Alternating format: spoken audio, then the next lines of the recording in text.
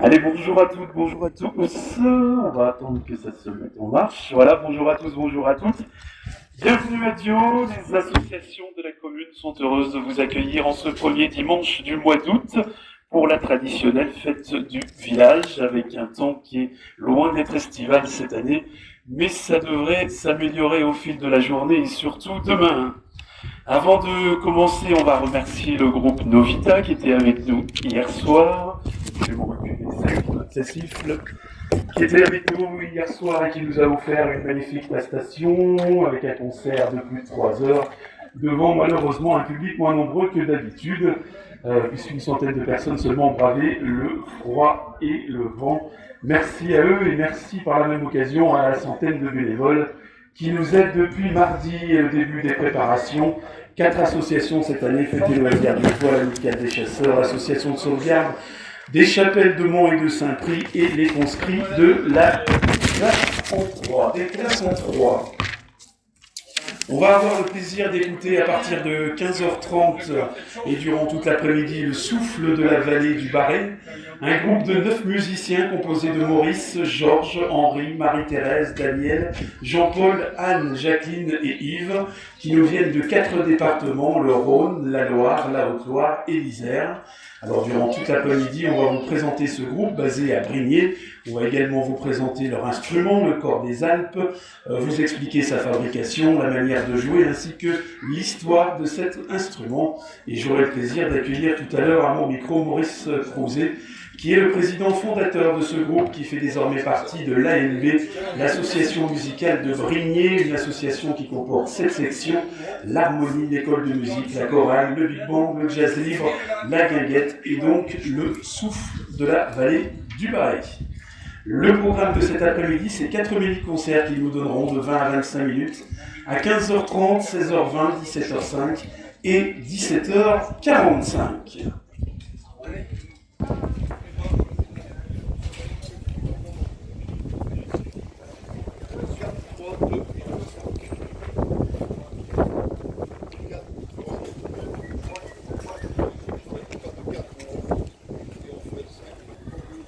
Allez, on va souhaiter la bienvenue à tous ceux qui viennent de nous rejoindre. Les associations de la commune sont heureuses de vous accueillir en ce premier dimanche du mois d'août pour la traditionnelle fête au village, avec un temps loin d'être estival cette année. Et je vous l'avais promis tout à l'heure, ça commence de s'améliorer et ça s'améliorera encore demain. Avant de démarrer, on remercie le groupe Novita qui était avec nous hier soir et qui nous a offert un concert de plus de 3 heures. On remercie aussi la centaine de personnes, la centaine de bénévoles qui nous aident depuis mardi et jusqu'à mardi encore pour les préparations et toute l'organisation de cette fête. 4 associations cette année, Fête et Loisirs du Toit, l'Amicale des Chasseurs, l'Association de Sauvegarde des Chapelles de Mont et de Saint-Prix, ainsi que les conscrits des classes en 3. On va avoir le plaisir d'écouter dans un instant, maintenant dans moins de 5 minutes, et durant toute l'après-midi, le souffle de la vallée du Barret, un groupe de 9 musiciens, Maurice, Georges, Henri, Marie-Thérèse, Daniel, Jean-Paul, Anne, Jacqueline et Yves, qui nous viennent de 4 départements, le Rhône, la Loire, la Haute-Loire et l'Isère. Alors durant toute l'après-midi, on va vous présenter ce groupe basé à Brignais, on va vous présenter leur instrument, le cor des Alpes, vous expliquer sa fabrication, la manière de jouer ainsi que l'histoire de cet instrument. J'aurai le plaisir, il est déjà à mes côtés, d'avoir tout à l'heure au micro Maurice Crouzet, qui est le président fondateur de ce groupe, qui fait désormais partie de l'AFB, l'association musicale de Brignais, une association qui comporte 7 sections, l'harmonie, l'école de musique, la chorale, le big band, le jazz libre, la guinguette, et donc le souffle de la vallée du Barret. Le programme de cet après-midi, c'est donc 4 mini-concerts de 20 à 25 minutes. Le premier, c'est dans quelques instants maintenant. Les musiciens vont prendre place 15h30, 16h20, 17h05 et 17h45. Pendant qu'ils se préparent, je vais vous parler moi de la vallée du Barret, qui est une zone située dans le sud de Lyon, un site protégé où on y trouve un magnifique aqueduc romain, le Barret étant le nom de la rivière qui traverse cette vallée et qui se jette dans le Rhône.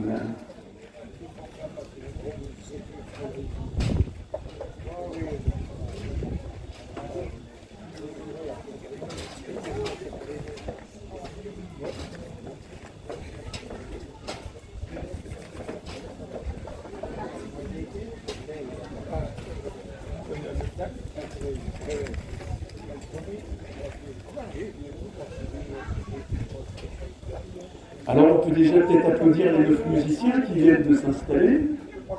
Voilà, ça va vous réchauffer en plus. Et on va retrouver donc le souffle de la vallée du Barret, un groupe présidé par Georges Ray et co-dirigé musicalement par Maurice Crouzet, le président fondateur, et Jean-Paul Sostek.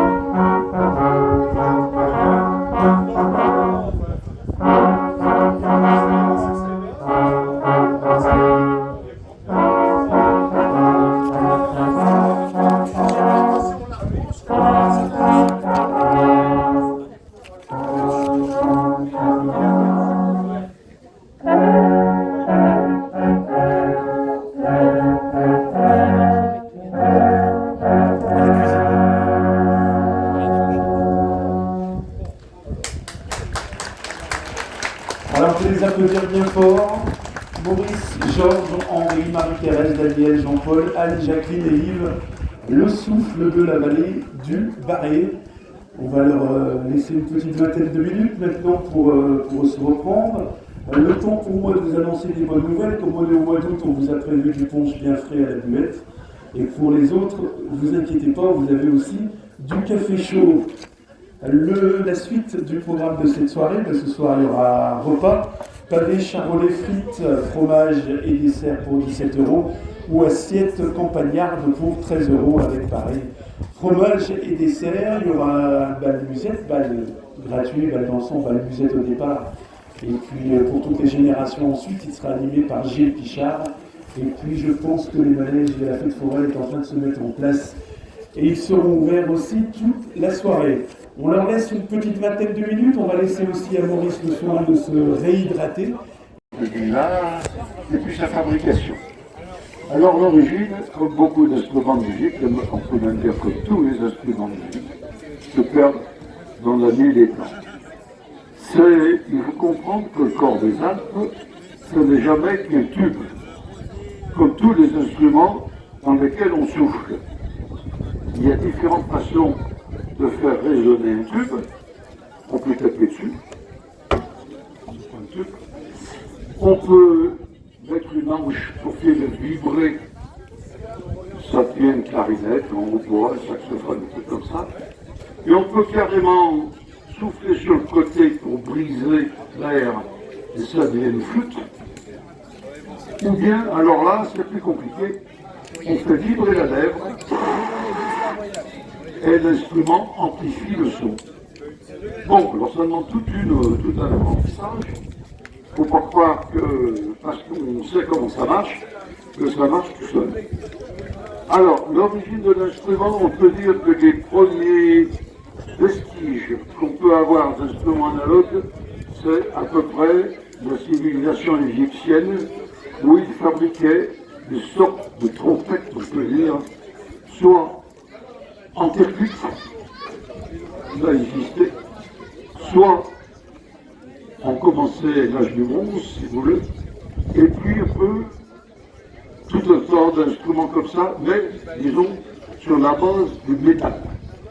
L'instrument qu'on a, le corps des Alpes, c'est un peu un paradoxe, c'est un instrument en bois. C'est un instrument en bois, mais qu'on classe paradoxalement dans la famille des cuivres, parce que c'est un instrument en embouchure. Donc on mélange un peu de genres. L'origine, on a des attestations écrites, des gravures, 14e siècle, en Suisse. Et des instruments relativement plus courts. Et alors, chose paradoxale, comme la plupart des corps de l'Antiquité ou des instruments analogues se faisaient dans des cordes animales, les cordes d'animaux sont en général courbées. Tous les instruments de musique dans lesquels on soufflait étaient courbés, même ceux qu'on fabriquait directement. Le cornet à bouquin, qui est un instrument en bois, qui est fabriqué à partir d'un bout de bois, se fabriquait également courbé, ce qui est une grosse difficulté. Et le cornet à bouquin pour les autres instruments, ça veut dire qu'en fait on fabrique deux moitiés bien symétriques, qu'on referme. Et sur le cornet à bouquin, on vous dit que le cornet à bouquin, il est revêtu de cuir. C'est pas qu'il est revêtu de cuir, c'est que pour fermer les deux parties, on l'enveloppe de cuir mouillé, qui une fois qu'il fait son contraire, il solidifie tout le fer. Le corps des Alpes part un peu de ce même principe, mais d'une façon un peu plus bizarre. Pour fabriquer un corps des Alpes, on repère dans la montagne, c'est pas ce qui manque, des jeunes sapins qui profitent de la pente pour présenter au départ une courbe. On voit ça souvent dans les talus, au bord des routes, l'arbre qui pousse d'abord à l'horizontale puis qui se relève. Donc on coupe cet arbre, on le refend à la scie sur toute la longueur, c'est l'instrument fait 4 mètres de long, des arbres de 4 mètres, c'est pas ce qui manque. On le creuse deux parties bien symétriques, bien égales, on referme et on l'enveloppe, on l'entoure d'osier ou de rotin. Pourquoi? Parce qu'on n'a pas de colle à l'époque. Je parle du 14e, 15e siècle. Donc on avait une étanchéité relative, il suffisait de le mettre dans l'eau pour que le bois gonfle et ça crée l'étanchéité. Il faut bien savoir que les instruments avant, la moindre fuite, la moindre perte d'air, votre instrument ne peut plus jouer. Donc les fentes, les défauts d'étanchéité, tout ça, c'est préjudiciable. Dans les corps des Alpes, on a des fois des problèmes de fente et des problèmes de raccordement qui ne sont pas très étanches et tout ça. Alors voilà pour la fabrication. La façon de jouer, ce n'est jamais qu'une trompette. Quand vous voyez quelqu'un jouer de la trompette, vous ne vous posez pas de questions, saura comment vous faites, tout ça. Pour le corps des Alpes, c'est pareil. C'est pas parce que ça fait 4 mètres de long que ça change quelque chose. La plupart des instruments, avant que vous voyez, qui sont enroulés sur eux-mêmes de 2 ou 3 fois, font 4 mètres de long aussi. Un trombone à coulisse fait exactement la même longueur. Le corps de chasse qui est roulé 3 fois sur lui-même, il fait 4 mètres. Donc c'est une illusion de croire que cet instrument est prodigieusement long. Il n'est simplement pas enroulé. Hein? Donc on fabrique cet instrument que je vous ai dit à partir d'un arbre, et pour souffler dedans, eh ben, il n'y a rien de mieux que de se fabriquer une pièce comme ça, qui s'appelle une embouchure, qui a la particularité de réduire le trou d'attaque. Il y a le trou de 5 mm, 4 mm 8, 5 mm, 5 mm 2. On tourne autour de 5 mm pour le corps des Alpes. Pour les gros tubans, il faut 6 mm. Pour la trompette, c'est plutôt 3 mm. Voilà, donc cette embouchure permet de faire tout ce qu'on veut.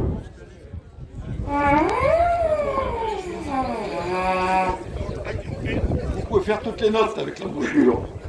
Mais le corps des Alpes, du fait de sa longueur, il va choisir certaines notes. Il va résonner à certaines fréquences et pas à d'autres. Donc, quand on joue ça, il faut avoir des corps des Alpes rigoureusement de même longueur pour avoir rigoureusement les mêmes notes.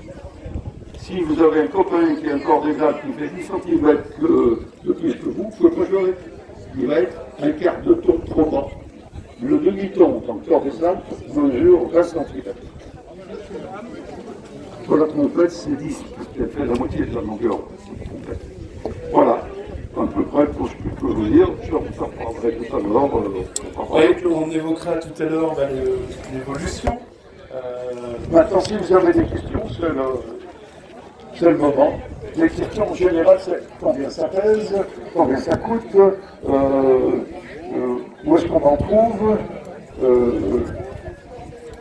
etc. Et ben moi je vais la poser, la première question, dans quel bois c'est fait, puisque vous disiez tout à l'heure voilà. c'était fait en bois. Ça, c'est une bonne question. Alors, le bois, ça peut être n'importe quel bois. Il y a des corps des Alpes dans tous les bois possibles. Il suffit d'avoir un bois qui est creusé, un tube dedans et ça sonne. Plus ou moins bien. Le bois a une certaine importance pour la qualité du son qui est rendu par cet instrument. Vous aurez les mêmes notes. Hein. À partir du moment où vous faites un tube en bois qui a la même dimension que le corps des Alpes, quel que soit le bois, vous aurez les mêmes notes. Vous aurez un timbre intéressant ou pas. Le timbre, c'est ce qui distingue, on peut dire, c'est un petit peu la couleur du son. C'est le timbre du bois, c'est ce qui vous permet de reconnaître quelqu'un par rapport à un autre. Le corps des Alpes, le timbre dépend beaucoup de la qualité du bois et de sa texture. Alors le bois le plus employé, et en général, c'est employé par tous les facteurs du corps des Alpes, c'est l'épicéa. Et l'épicéa choisi dans des épicéas au grain très serré, c'est-à-dire des épicéas qui poussent dans des sites très exposés, qui poussent très lentement. L'épicéa du Jura, on vient très bien, la forêt du Doubs, c'est la forêt pour le corps des Alpes. C'est d'ailleurs dans cette forêt qu'on prend également les tables de violon pour la résonance de ce bois-là. En plus, il faut qu'il soit sec, parce qu'un bois vert résonne 10 fois moins qu'un bois sec. Donc, épicéa. On peut le faire en différents bois tendres, il y a certains qui vont bien encore. J'en ai fait personnellement en châtaignier, ça marche aussi. On pourrait imaginer toutes sortes de bois, l'épicier étant retenu pour celui qui marche le mieux. D'autres questions? Est-ce qu'il y a d'autres questions? Combien ça pèse, me demande monsieur? Un peu moins de 2 kilos. Non, c'est pas très lourd. Disons qu'il faut se rendre compte que c'est un tube en bois dont les parois mesurent 6 mm d'épaisseur. Alors, la quantité de bois totale est insignifiante. Il faut dire que quand on fabrique un corps des Alpes, on gaspille 99% du bois. Hein? On a une base de bois et on fait 99% de copeaux, ou de sciure même. Hein? Et puis on garde 6 mm d'épaisseur. C'est pas très rentable. Mais bon, il y en a qui ont essayé de faire des corps, qui ont fait des corps des Alpes, d'essayer d'économiser du bois en le faisant par bande comme ça, recollé. C'est tellement long, c'est tellement multiplié que finalement, ça va aussi bien tailler directement dans mon bout de bois. Autre question. Est-ce qu'il y a d'autres questions? Non. Alors si je vous demande par exemple combien de temps on met pour faire un instrument, est-ce que vous le savez? Non? On va le demander à Maurice. Alors moi je ne me suis jamais chronométré parce que je fais ça un petit peu comme un hobby, quoi. C'est plus du plaisir que du travail. J'en ai fabriqué autour de ma vie peut-être une vingtaine, 25, je ne sais pas où j'en suis. J'en ai fait un petit peu de toutes les sortes, des courts, des longs, des... je pense qu'il faut une centaine d'heures quand même, avec l'outillage que j'ai. Le plus long, c'est de fabriquer le pavillon, qui est courbe, qui ne peut pas se faire par des machines. On est obligé de vraiment de travailler à la main sur pratiquement toute la durée du chantier. Bon, il faut le coller, il faut le poncer, il faut le vernir, ça demande du temps. Voilà. Le premier corps des Alpes que j'ai fait, j'avais aucun outillage, je l'ai entièrement fait à la main, y compris scier le bois dans la planche. Et que pour tourner, j'ai mis ça sur une perceuse entre deux pattes. Est-ce qu'il y a d'autres questions? Pas pour l'instant. Alors, on va vous donner 20-25 minutes environ pour en trouver des questions. Le temps de vous réécouter, peut-être, On va y aller, si tout va bien pour vous.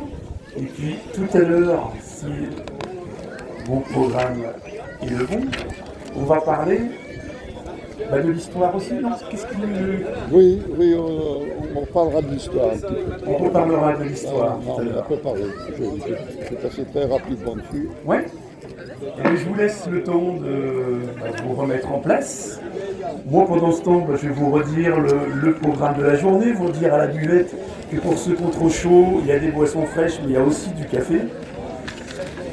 On vous attend toute la soirée avec les repas, pavés charolais, frites, fromage et dessert à 17 €.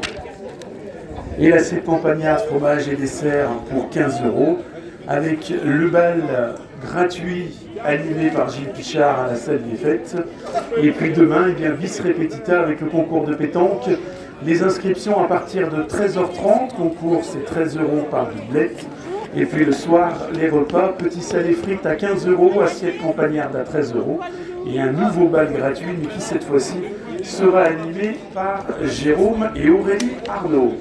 Alors ils vont légèrement changer de position, ils vont toujours jouer face à vous, mais ils vont jouer sur le sol et non plus sur le podium. Une question de résonance, je crois, si j'ai compris tout à l'heure. Donc ils vont jouer face à vous, mais sur le goudron.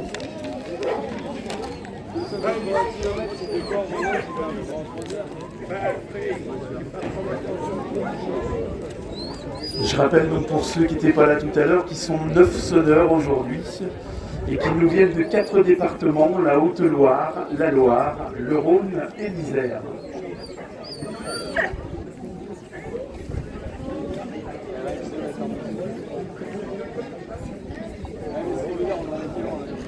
Le nom de ce groupe, c'est donc le Souffle de la Vallée du Barret et c'est une section, l'une des 7 sections de l'AMB, l'association musicale de Brignais, une petite ville au sud de Lyon. à 12 km tout à l'heure, on m'a dit très précisément, de la place Bellecour.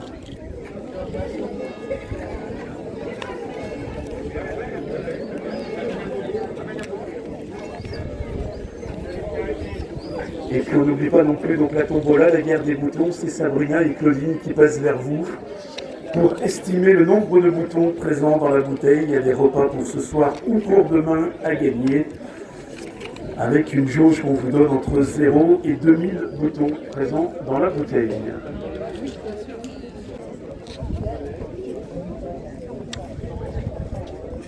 Pendant que le groupe se met en place, on va reparler un petit peu de la vallée du Barret, le souffle de la vallée du Barret. Eh bien, il a une particularité ce groupe parce que c'est le seul groupe de la rive droite du Rhône, les autres étant majoritairement situés dans les alpages. Allez, on les réécoute pour 20 à 25 minutes et puis on reprendra après avec Maurice pour l'histoire de ce corps des Alpes.